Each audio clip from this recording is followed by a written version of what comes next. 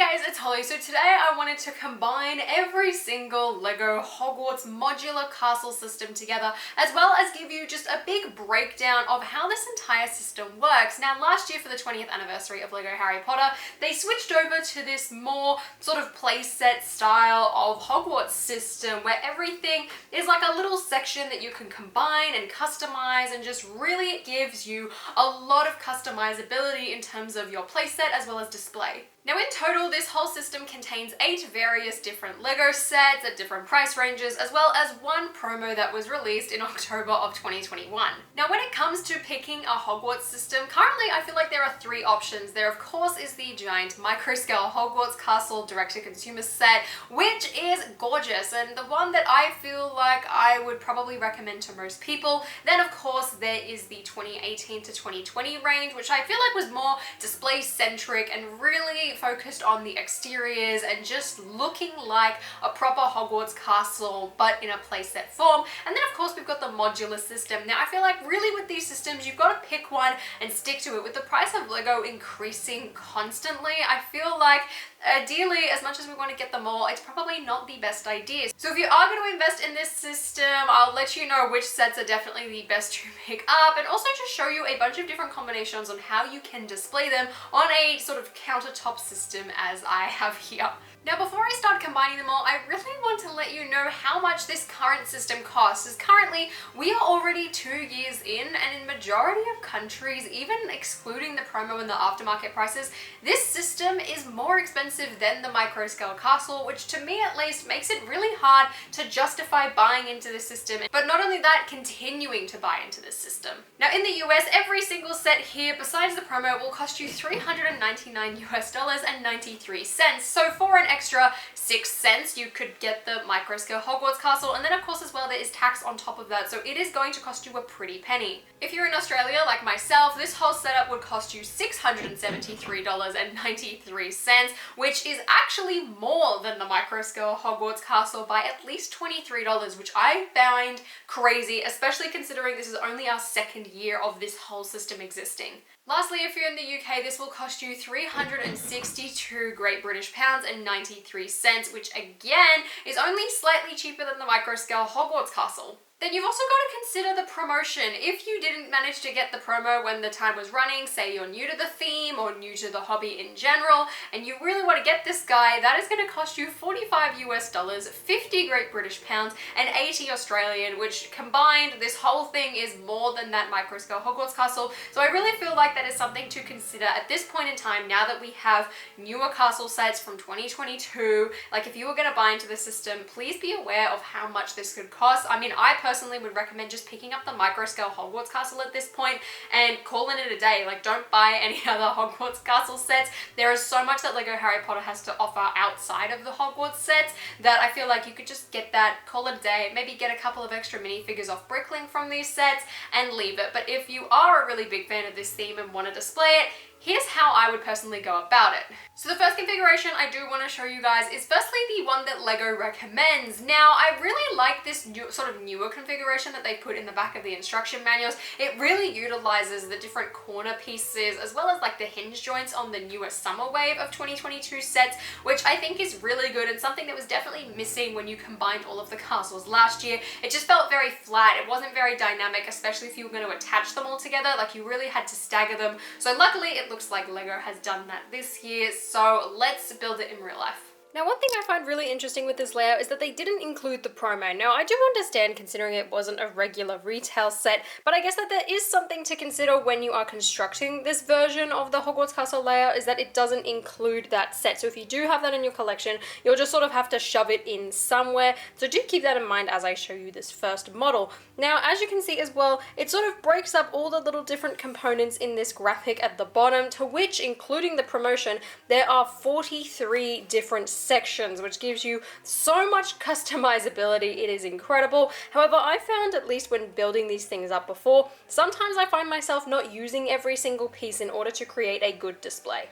So here is the entirety of the recommended Hogwarts layout that LEGO put in the back of the instructions. Now, one thing that I noticed when putting this together, it also doesn't include the flying lesson. I imagine that was because it was a retail exclusive, but even still, I mean, that's another like 4 major components I feel like that you could add to this. It also only doesn't utilize like the fluffy encounter roof piece. Besides that, everything is used. Now, this takes up a lot of space, almost as much I feel like as the 2018 to 2020 system. Like this whole section here takes up like a good chunk of space because you've got to have it at a right angle. As you sort of get to this end section here, things are on hinges, it's a bit easier to move around. But overall, like this is a 150 centimeter table and this takes up pretty much the entire thing lengthwise. I feel like if you are sort of utilizing this layout in particular, you're going to have a lot of problems fitting it on a shelf, especially just in terms of depth. Like this goes halfway through this table, which is a lot. And overall, I feel like it looks fine. One thing that I'm not a huge fan of though, and I feel like that's gonna just happen when you're combining all of these different Hogwarts sets, is all the different window colors. Like we've got golden here, we've got black over here, we've got white in the hospital wing. So when you put them all together, it doesn't look like it quite meshes and matches properly, but there is still space so that you can add the flying lesson and can add the promotion. So I'm gonna find a spot for that now and see what I come up with. So here is the updated castle featuring the promotion as well as some bits of the flying lesson. I sort of tacked on the door on the end here, which I mean definitely does not fit on this table. And I think it just goes to show how massive this whole system is. Now, some things that I do really like about this setup is the fact that they did consider the whole slide play feature by putting the bathroom on top of the Chamber of Secrets. But really that was like the only, I guess, story continuity thing that they really considered, besides like the Defense Against the Dark Arts classroom and the Defense Against the Dark Arts office, even having like Dumbledore's office, sort of this top section all be attached, but then like the entry to Dumbledore's office is over here. So, I mean, I feel like it's really hard with all of these sections to really keep that essence in here, but you can see that there was an attempt made, and interestingly enough in the instructions as well, this is shown from the front, which to me, playing with this, just with this giant angle, I don't know how easy that would be to actually use as a playset. I mean, it certainly shows that they are trying to make more of a playset sort of thing, but there is just a lot of rooms in here. I also feel like there are some sections that just feel a bit small in order to be played in with, but it actually does look pretty good when set up like this. I just feel like it could probably be done a bit better and maybe not take up so much depth in the thing, but at the same time I feel like it would have to be a lot taller in order to do that. Otherwise, it's going to spread across the entire table. So here's my first variation. For the most part, this uses everything besides a couple of roof pieces, and I definitely feel like this isn't a version for play, considering I have built like this second section in front just in order to give the castle a bit of depth. It doesn't take up as much depth as the last sort of LEGO recommended one did, but I still tried to create some angles here in order to make it just fit a bit better. It's definitely not as long, so you can get a shorter shelf. You also don't need it to be that deep in order to display it. And this has everything connected without sort of staggering it, so everything is joined using the Technic pins, and overall I'm actually pretty happy with how this turned out. For the most part, you can access every room. There are some that are blocked off, like this is very much just like an exterior display set. If you had all of these sets and wanted to put them on a shelf, this is definitely, I feel like, what I would recommend, because it doesn't look too tall, but it's also not super deep or super long. Like, it somewhat represents Hogwarts, I feel like, as much as you can do using this modular system.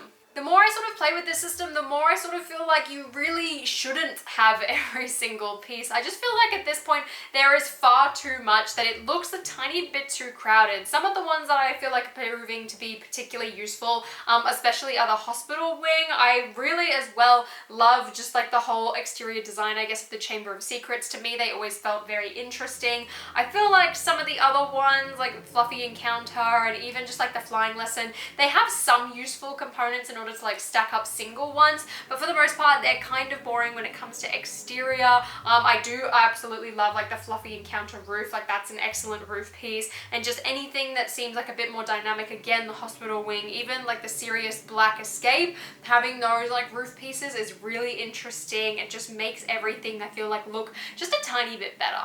So starting off on the left-hand side, we have the whole Chamber of Secrets, just pretty much as is. Then I've got that corner piece from the Sirius Black Escape and just really kept the tower sort of as is. So I feel like I sort of had to rotate it though to create the angle. Then we have a bit from the Flying Lesson on the bottom. Then on top is the hospital wing, which is done at an angle. We've got the Fluffy Encounter roof on it here. We have a Flying Lesson roof on it here. On the bottom, we have another piece of Fluffy Encounter as well as another piece of the Flying Lesson on this back section here. Then it goes Chamber of Secrets slide, bathroom on the top, then just pretty much the entire top half of Dumbledore's office.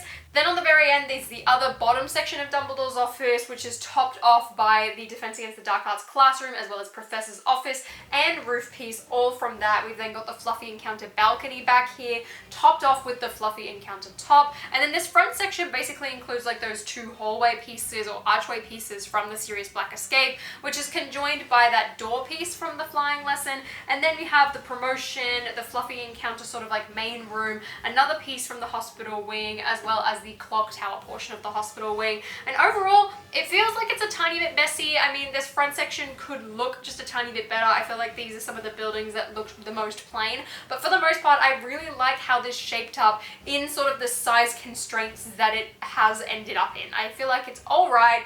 Probably though, still not the best. I probably would cut a couple of these buildings off, but if you really wanted to put all of them on display, here is a great option for you.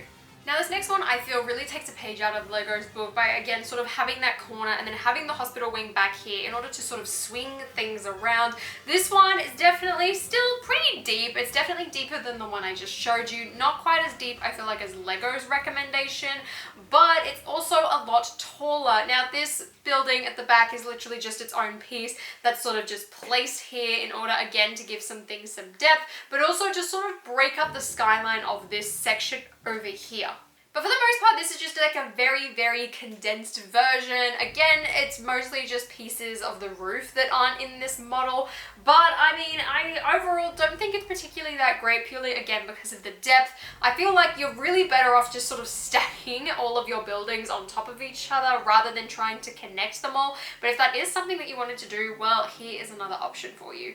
Now for this next one, I've taken every single piece that I feel like really looks good from the exterior, just all of my favorite components, and combined them and made, I mean, quite a long but also not overly complicated Hogwarts layout. Really just things like kind of stacked on top of each other to create slight angles, because I feel like the problem is every single angled piece all folds inwards. So all you're creating, I guess, is just like a dip so that it can go back out, which kind of makes it a bit complicated. So in order to sort of do that, I just like basically only kept one having the hinges, which is the hospital wing, and then really just sort of placed everything next to each other. These are by far all of the bits that I think look the best on display from the exterior. You're creating a really nice Hogwarts. It doesn't necessarily have like the Hogwarts silhouette or layout or anything like that, but I think it gets across the fact that, okay, this is Hogwarts Castle. You also have a lot of room to move around with. It's not overly crowded, which I think is the biggest point at this stage with having so many modular sections and so many modular sets.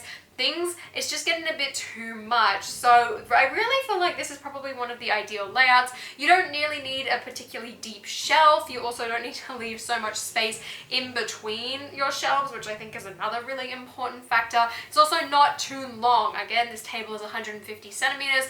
This castle system, I mean, if you really wanted to just slam everything together and make one straight line, you take up even less space. It's one of my favorite layouts besides like the second one that I did, not like the Lego one. So I really think if you are going to invest in this system, you really don't have to get every single section. I just feel like it's going to be too much, especially like I'm probably predicting they're going to continue this next year. So I really feel like you've just got to pick and choose your favorite sets, your favorite components. There's probably some you can skip, like Fluffy Encounter. Like that one to me, besides the roof, doesn't really have too many useful pieces. Sirius Black's Escape surprisingly actually came pretty in handy with a lot of its pieces, despite the interiors being quite lacking. Chamber of Secrets again is a big winner. Hospital wing, even the new Dumbledore's office I love. I wouldn't necessarily worry about Flying Lesson or the promotion, which is pretty good considering those are some of the harder to get sets. But for the most part, like I feel like you've got a pretty solid system here. So lastly is my favorite part about making these videos, and it is the Leaning Tower of Hogwarts, where I literally just stack every single section I can to make the tallest Hogwarts castle I can. As you can see, it's grown significantly, which is one of the main reasons why I decided to film this video in my bedroom and not upstairs in my filming space, because of how tall this whole structure is now. In fact, it's considerably taller than me, especially when placed in a table, and is much taller than the Daily Bugle, and I really feel like this shows just how many different sections we've got. Don't get me wrong, I mean, this looks really cool, especially if I'm to sort of turn it around. Oh god, I'm so scared this is gonna break. What I was saying is if I'm to turn it around, you can sort of see all the interiors. Now keep in mind, I have modified some of them. Some of these aren't official sets, but the whole thing just looks incredibly cool. And I mean, at the end of the day, I just knocked off a section. Oops. And I mean, at the end of the day, this is a whole playset section. So if you're like me and you want an exterior display, it's probably best not to invest money into this system, but it is incredibly cool, and I love how good most of the interiors look. It's a lot of fun to play around with. It has so many options for customizability, which I think is fantastic. As sort of annoying as it is, the exteriors aren't the best or don't look super accurate to what we see in the films. The rooms are definitely a huge step up, so there are definitely advantages and disadvantages to this system. But if you are investing your money and like really want to commit to this, definitely don't buy every single set. I feel like you necessarily don't need to. You just get too many pieces, too many sections, and it becomes too big of a task, I think, to organize your Hogwarts. So those are just some of the combinations that I came up with in order to display your Hogwarts. I could sit here and do everything, but I think this would be a 2-hour long video. But let me know what you guys think about these Hogwarts systems and about these Hogwarts castles, and which variation was your favorite, and how as well do you display them if you put these on display. I mean, for me, these go in storage containers, so I don't really have like a system to display these things, so I'd be really interested to know if you are one to display these sets. But if you guys enjoyed this video, please give me a thumbs up and consider subscribing to my channel down below. And until next time, the Leaning Tower of Hogwarts and I will see you later.